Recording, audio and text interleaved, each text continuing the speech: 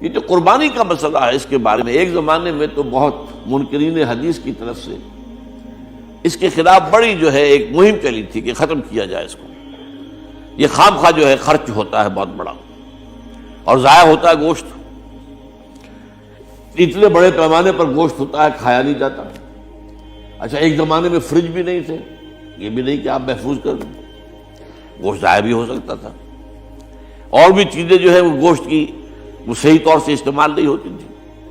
تو اس کے اوپر بڑا پروپیگنڈا منکرین حدیث کا رہا کہ یہ جو ہے قربانی صرف حج کے موقع پر ہے۔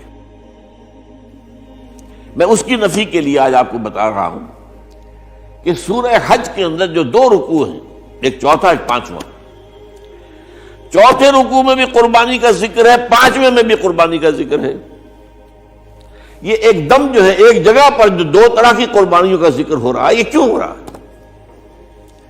چوتھے رکوع میں وہ مناسک حج کے ساتھ اس کا ذکر ہے، وہاں جو فرمایا گیا لِيَشْهَدُوا مَنَافِعَ لَهُمْ وَيَذْكُرُوا اسْمَ اللَّهِ عَلَىٰ مَا رَزَقَهُم مِّن بَهِيمَةِ الْأَنْعَامِ فِي أَيَّامٍ مَّعْلُومَاتٍ عَلَىٰ مَا رَزَقَهُم مِّن بَهِيمَةِ الْأَنْعَامِ فَكُلُوا مِنْهَا وَأَطْعِمُوا الْبَائِسَ الْفَقِيرَ۔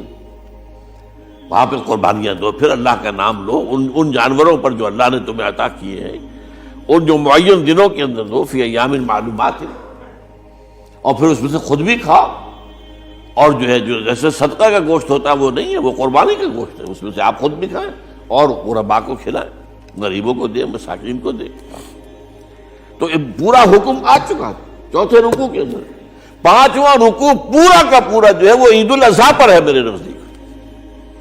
یہی حکمت صوم کے بارے میں ہے کہ وہاں جب ایک حکم تکرار کر کے آیا کہ پہلے فرما دیا گیا فَمَنْ كَانَ مِنْكُمْ مَرِيضًا أَوْ عَلَىٰ سَفَرٍ فَعِدَّةٌ مِّنْ أَيَّامٍ أُخَرَ، اگر بیمار ہو کوئی اور یہ یا کہ سفر پر ہو تو وہ تعداد دوسرے دنوں میں پوری کرے۔ پھر کیا وجہ دوبارہ آ رہا ہے؟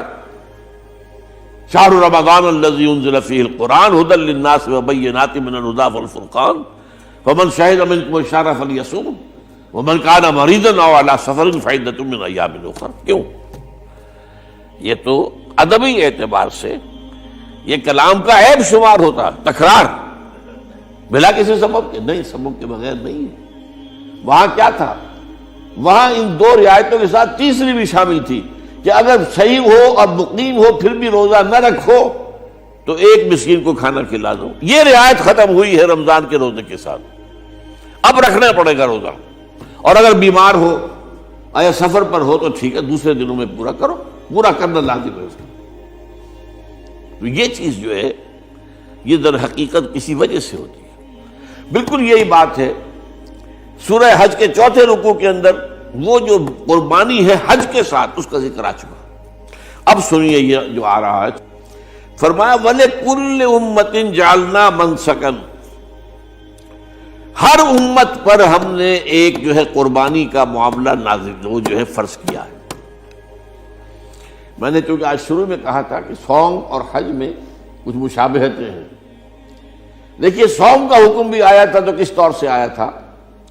یا ایھا الذین آمنوا کتب علیکم الصیام کما کتب علی الذین من قبلکم لعلکم تتقون، اہل ایمان تم پر روزہ رکھنا فرض کیا گیا جیسے کہ فرض کیا گیا تھا ان پر جو تم سے پہلے تھے۔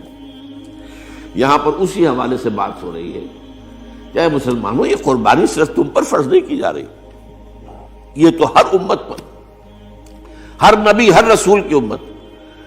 وَلِكُلِّ أُمَّةٍ جَعَلْنَا مَنْسَكًا لِيَذْكُرُوا اسْمَ اللَّهِ عَلَيْهَا، تاکہ وہ نام لیں اللہ کا، عَلَىٰ مَا رَزَقَهُم مِّن بَهِيمَةِ الْأَنْعَامِ، جو کچھ اللہ تعالیٰ نے انہیں رزق دیا ہے۔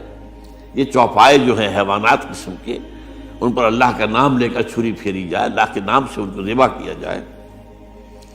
فَإِلَٰهُكُمْ إِلَٰهٌ وَاحِدٌ فَلَهُ أَسْلِمُوا، تو یہ جان لو کہ اس قربانی کی اصل روح کیا ہے؟ وہ یہ ہے کہ اللہ تمہارا ایک الہ ہے، اسی کے سامنے تمہیں سر جھکانا ہے۔ یہ روح تقوی اگر نہیں ہوگی تو یہ قربانی بے معنی ہو جائے گی۔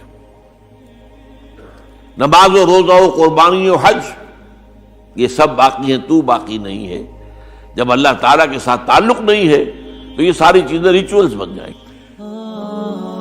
خليل بالقرآن هو إمامنا على هداية الله